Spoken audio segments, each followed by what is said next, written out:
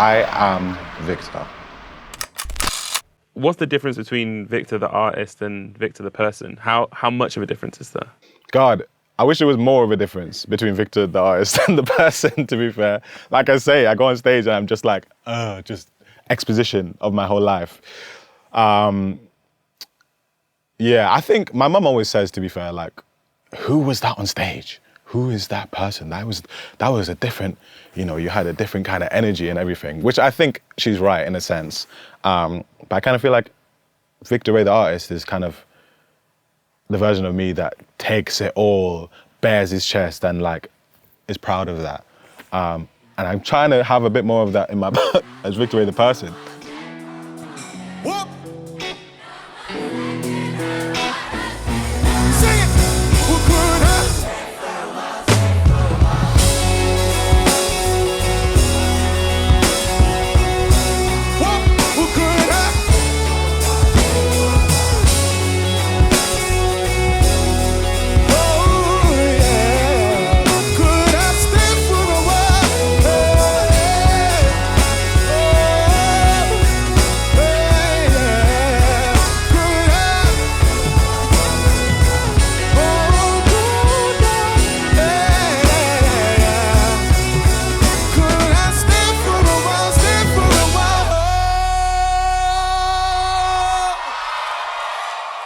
My earliest memory of making music, probably when I was like 14, 15 maybe. I had just like learned some chords on the guitar and I just felt like I had a lot to say. I didn't really know what I was doing at all, but I remember like just sitting down and playing these 4 chords over and over again and just like really writing these like love songs about nobody because who was I in love with? I think I just found it was the easiest access to like speak my heart. This is why there's so many love songs in the world, is because there's so much to say. Growing up in Newcastle was really good, to be fair. Like, I had a great experience. I definitely knew I was black early. So there was like 5 black kids in my year. I do sometimes struggle with identity, even now, with my like heritage and everything. Sometimes I feel like I'm missing out on like something here. Like there's something I want to like find. I was in Newcastle for 18 years and I sang on the streets and people really supported me and like really made me feel like, the city had my back in a way. So yeah, a lot of it made me who I am today, but you can't really escape the kind of feeling of like, being different. I was kind of just like an NPC. I was just there. Do you feel like an NPC now? No, I don't feel like an NPC now. To be fair, now I feel like more of a main character, which I hope everyone feels like in their own lives. Oh my God, you guys are too much, man. Thank you so much.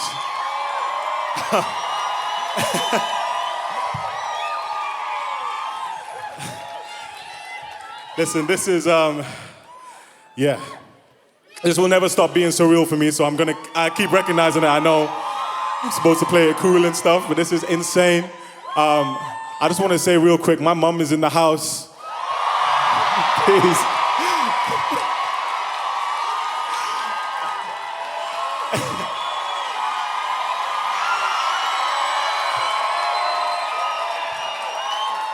She is the reason everything here is happening today. Listen. She's so strong, and she told me what it means to be strong and what it means to really speak your truth and believe in yourself. So thank you guys for letting our dreams come true. Yeah? I appreciate it.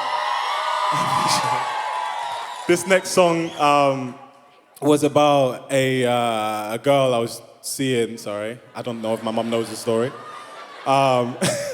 It was a hopeful one. I thought something really good was happening, so we're gonna follow those vibes. We don't need to worry about what happened in the end. Don't ask me that question. My mom said, this is falling into place. I hope you laugh.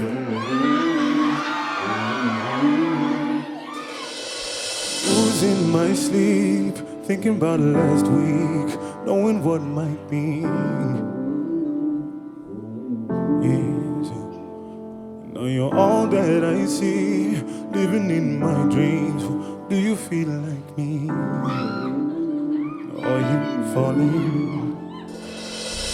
If you're not, it's fine, I don't mind. Maybe you and I won't combine. Maybe I'm just not the one for you.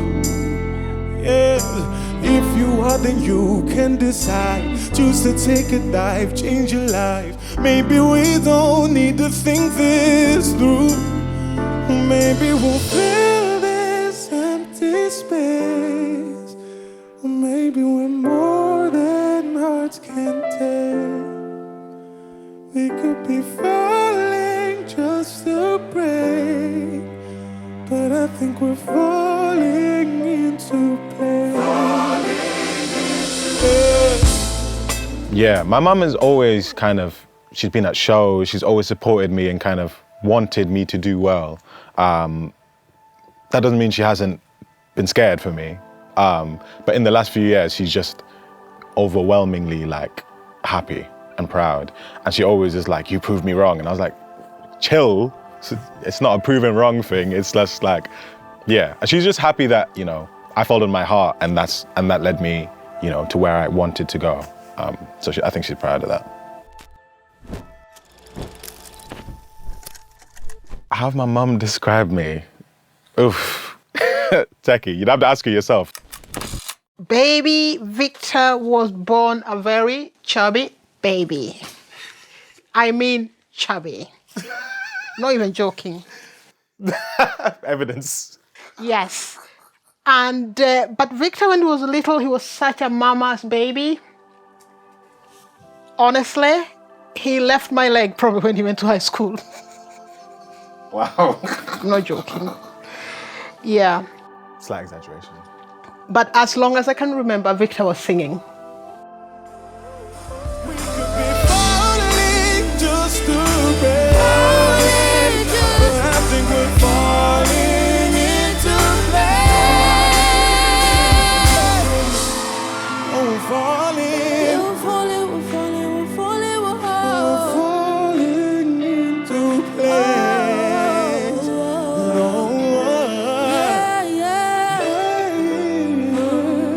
I think we're falling into place. Please, come on now. I actually did not know about busking before Victor started busking. So the first time I was a bit nervous for Victor. And I actually had to stand away where he could not see me just to see what people are doing. But actually people were putting money and I was quite excited. Yeah, but quite nervous for him standing there on Northumberland Street. And I'm like, my goodness me, this boy. But for him, he sang, the pigeons watched, the people stopped and watched. Victor never gave me a chance to think about anything. He just went for it. Yes. You have to love your children so much that you're willing to let them go and grow up. And I think that's what I did. But obviously, I was on the phone all the time. Victor, are you back home?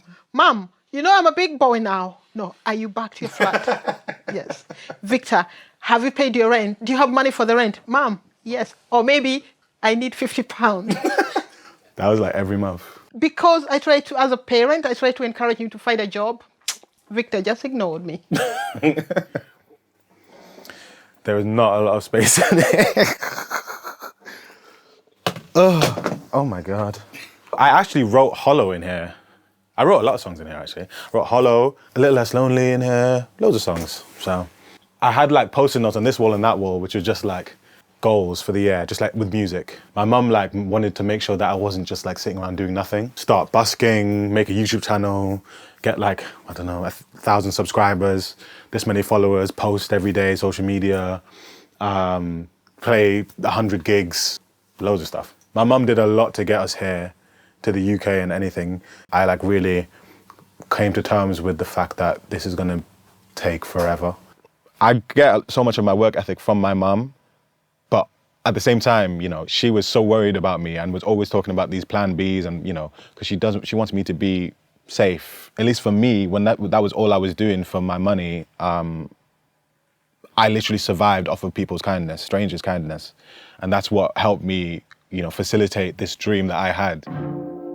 I always feel like I put the crowd first and the fans when it comes to live shows, because that was my priority when I was busking as well. On the street, I really learned to sing with emotion. Like, that's when I found most people were stopping, was when I stopped actually like thinking about how am I singing these notes, and it was more like, how does this make me feel? And I was really like in the lyrics, and I was in the song, and then suddenly these people appear.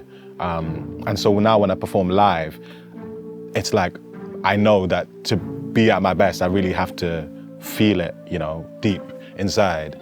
I decided quite quickly that this wasn't just something that I was trying out, like, this is what I'm gonna do. I'm gonna commit, and I'm an artist. I'm gonna do this forever.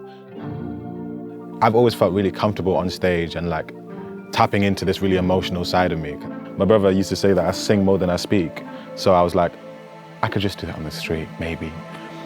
Thank God I did. Thank God I did. If I could thank you for one thing, it would be for being your authentic self.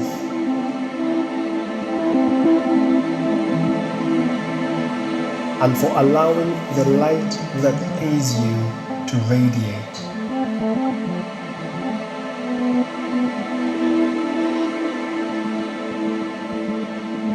Wherever you go.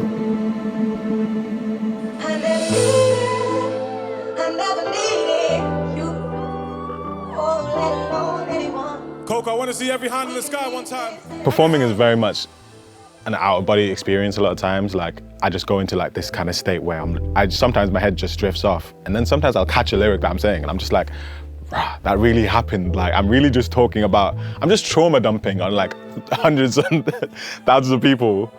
I don't know, when I'm on stage at a show, I just feel like I can really be myself, and just like tell these kind of really true stories that I have and feel like accepted. So there's a line in Sticks and Stones which goes, the biggest battle is the one against myself, the enemy of my potential and my mental health.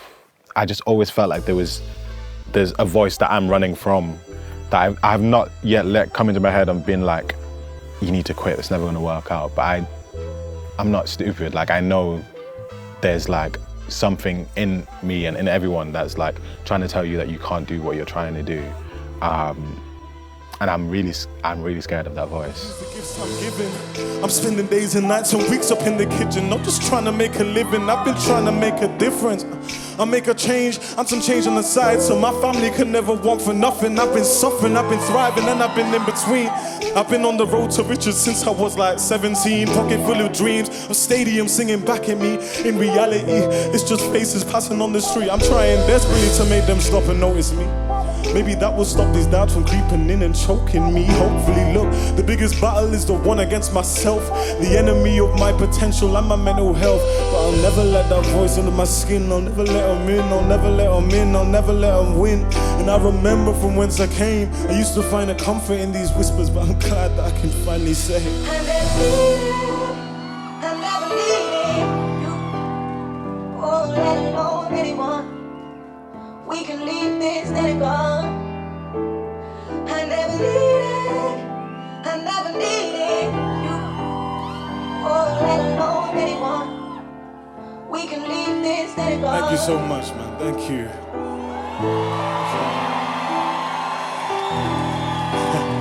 Thank you so much for your time and your ears.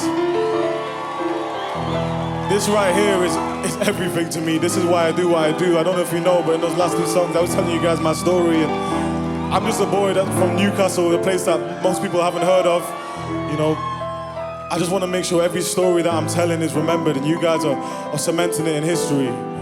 It's so important for me that these stories don't be forgotten. I know there's so many people that look like me from places that you never heard of and thinking that their voices are irrelevant or no one's going to care what they think, but that is not the case. You guys are proving it today that every story matters, every voice matters. Everybody deserves to be seen and heard. Thank you for letting me tell my truth to you guys tonight. Thank you for supporting me all this time. Thank you so much for being here. Listen.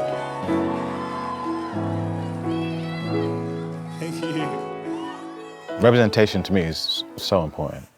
There's not too many people that I can look up to from the UK that look like me, that want to be at, that have gone and done it and gone international and everything and done it like that. And I think it's very important for people to just believe something's possible. A lot of it's even like your financial status, the working class kind of mindset, immigrant parents, this kind of lifestyle. It's so easy to feel like this is the road that you're going to take. It's so important for me to make people feel like the impossible is possible. And a lot of that is proving it to myself as well.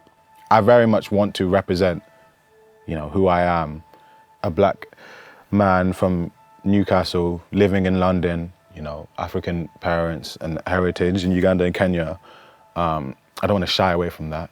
When we can think of it as an afterthought that someone like me can do something like that, oh my God, that would be amazing.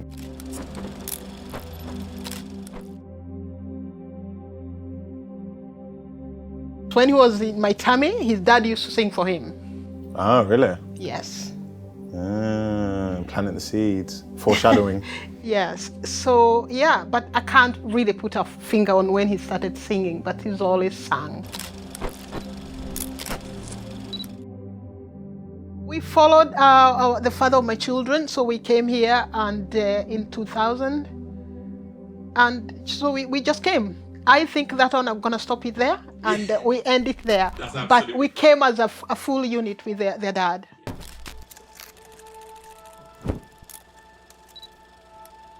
I think it was around when I was like 4 or 5 that my parents split up. And then it was kind of like a see him a couple times a year type of relationship. And genuinely, that's kind of the way it's been since then.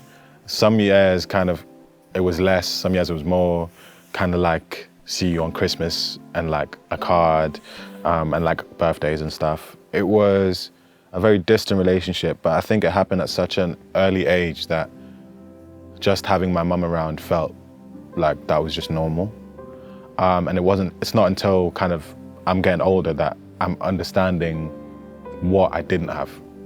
You don't really think about, you know, one decision or series of decisions from one person.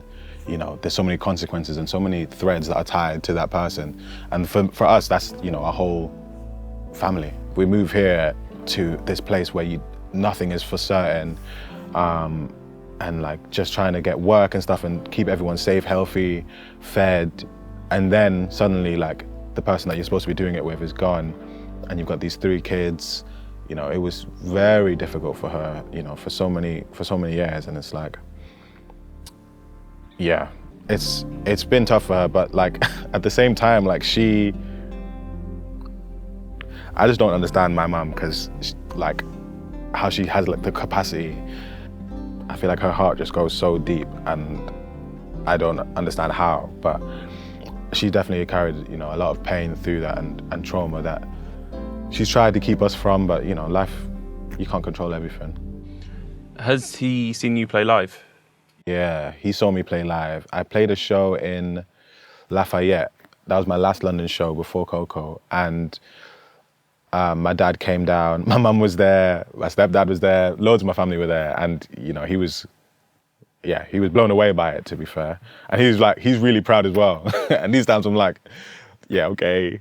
You know what I mean? Like, it's a weird one. Like, I'm glad he was there, but I have some songs that are like, mad deep and about him. So I'm like, oh. I just want to tell you, like I said before, stories are everything to me, and this is how I got my start. I picked up a guitar and I started writing about my life because I didn't know how to make sense of everything. This is basically about my distant relationship with my dad and my brother that I didn't know, you know, that I'd never really got to know. And I started writing this song about my dad and the gap between us, and then realized the same thing was coming to happen between me and this brother that I never knew, and it's kind of this generational cycle of abandonment. And I thought it was important that I write about it because it's very important to me, and I know it's touched a lot of people, this song, once I released it, so I hope you can enjoy it tonight. This is Popcorn and it's me.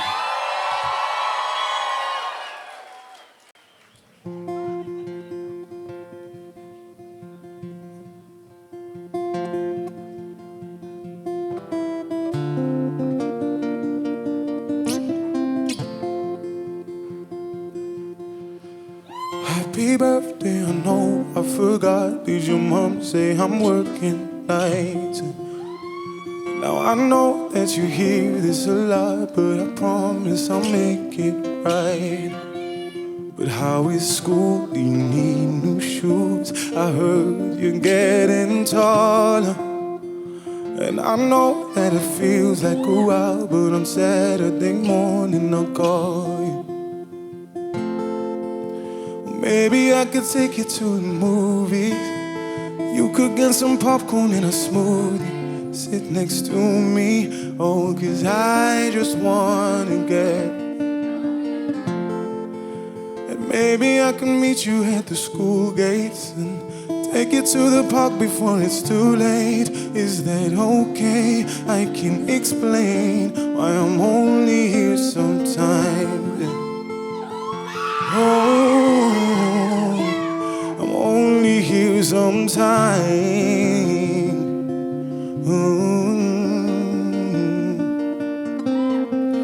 Are you eating and sleeping enough? Is there something you love to do? Is it easy for you to make friends? Do you have to pretend you're cool? Do you act like a saint? Do you always complain or drive your mother insane like me? Do you wonder why I'm not around? Do you even remember me? Maybe I could take you to the movies. You could get some popcorn and a smoothie. Sit next to me, 'cause I just wanna get to know you. Maybe I can meet you at the school gates and take you to the park before it's too late. Is that okay? I can explain why I'm only here sometimes. Oh, I'm only here sometimes. I wrote Popcorn in this movie in 2022. And it's really interesting because I was in with a guy called Jez, and we were just talking about my family and my dad and stuff. It was also at the same time like sounding like what my dad should have said to me. But I think it might be my favorite song that I've written because it's so special. It means so much, and I think it's quite hopeful. First time I played it was just at this like little gig that I did, and immediately someone came up to me and was like, I haven't spoken to my sister in like years, and that song really made me think about her. Someone else was like, there's a friend that I don't know that I've like kind of lost touch with for so long. And so it's like, that song really showed me about how my own really personal struggles can be translated in so many different ways that I'm not even thinking about. But because, you know, there was so much kind of love and intention poured into this song, you know, it's allowing people to feel whatever they need to feel, and that's beautiful. A lot of what I really love to hear is like, you know, this song really just encapsulated exactly how I was feeling, but I couldn't say how, I couldn't like put it into words. I get that a lot about my song Comfortable, actually. I wrote that about an old relationship I had, and it took me like 8 months to kind of get that song out and like realize, you know, the complete picture of it and how it made me feel and why it still hurt and everything, so.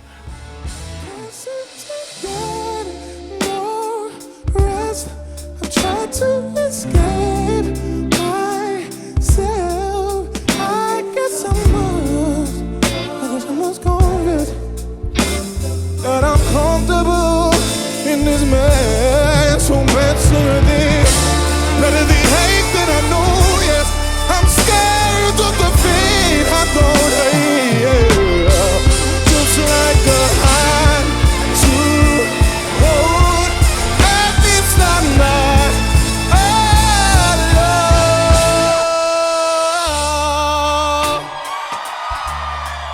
What I really love about being an artist is that music can really make you feel like you're just heard and seen, and like your experience has been felt before, even if it's not exactly the same. Like people have gone through something similar and I've got through the other side, and it gives people hope. So I'm very proud of that aspect.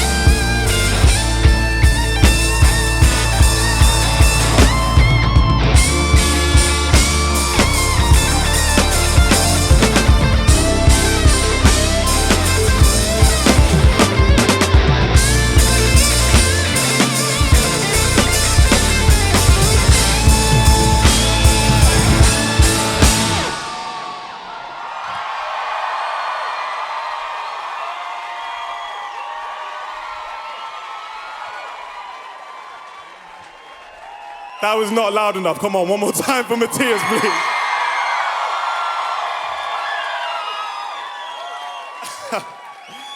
Oh, man. What you said after Coco was quite interesting because you were like, God is like working through you to like just serve these people, and like you really have to make sure that the message that you're putting out is very powerful, and I think you're in service to a lot of people. And it was cool for you to see it because obviously you were on the balcony, so it was the first time you could maybe just see the crowd and everything. Going to the last show, the Coco, and seeing all these young people there, they are looking at Victor, and it's a beautiful platform. He could reach out and maybe just change somebody's life and maybe be a good inspiration. I mean, money is good, but there's also many other things that make life worth living for. Yeah. I really, really encourage them. You have to look after each other. You have to support each other, and you're gonna have to have a clear sense of direction, and because family is very important to me. Hearts break and people change. Hearts break and people change. There's no turning back. You played your hand. There's no way around it. There's no second chance. Now we're broken glass. We can look for every piece, but we can't fix all the cracks.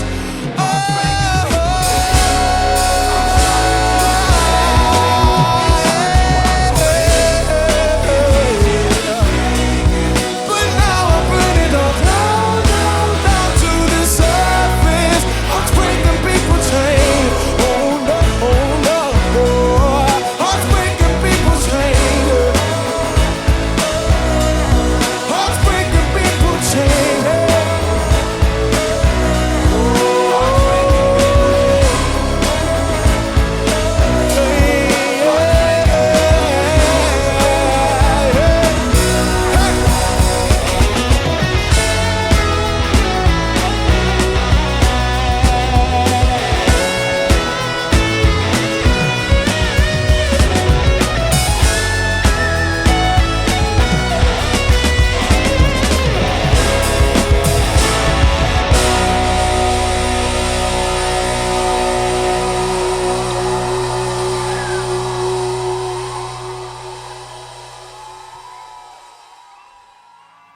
I could think of so many different emotions that happened in this room. Like I said, I wrote so many songs in this place, but also like, so many like just nights that I was really sad or like confused or really happy or whatever, or like playing video games with my friends and stuff like that. I would sleep in here and feel very happy. Like at any point, even now, even though I don't fit in this bed at all, it just feels right. It just feels good.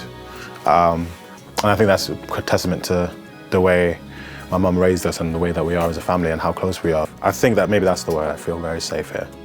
Yeah.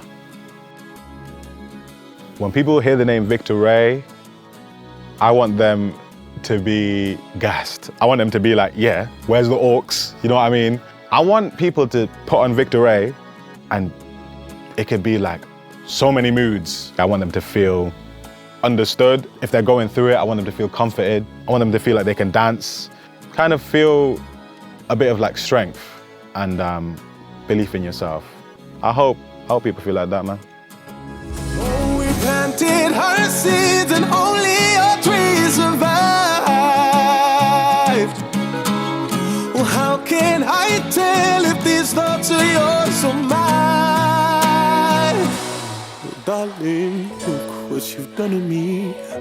I'm not the person you want me to be. You swept my feet from underneath. Now I'm trapped in your fantasy. You stole my heart just to make it bleed. You locked me up, I'm down on my knees. It's getting hard to breathe. Now I'm trapped in your fantasy. I'm loving it. I'm trapped in your fantasy, and I love it.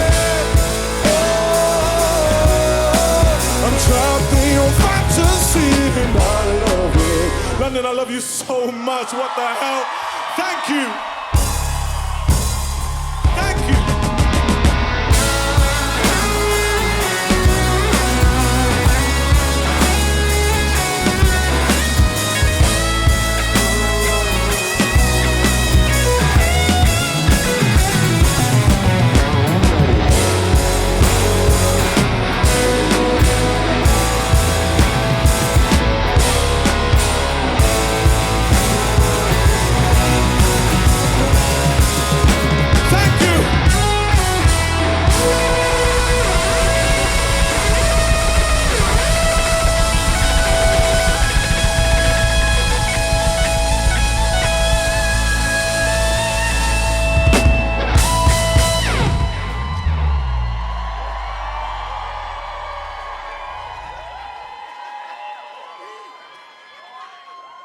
Last question. What are your hopes for Victor's future? Obviously, buy me a mansion. Wow. I'm joking. I'm joking. I'm joking. Yeah, I really. No, that's it. So don't include that there.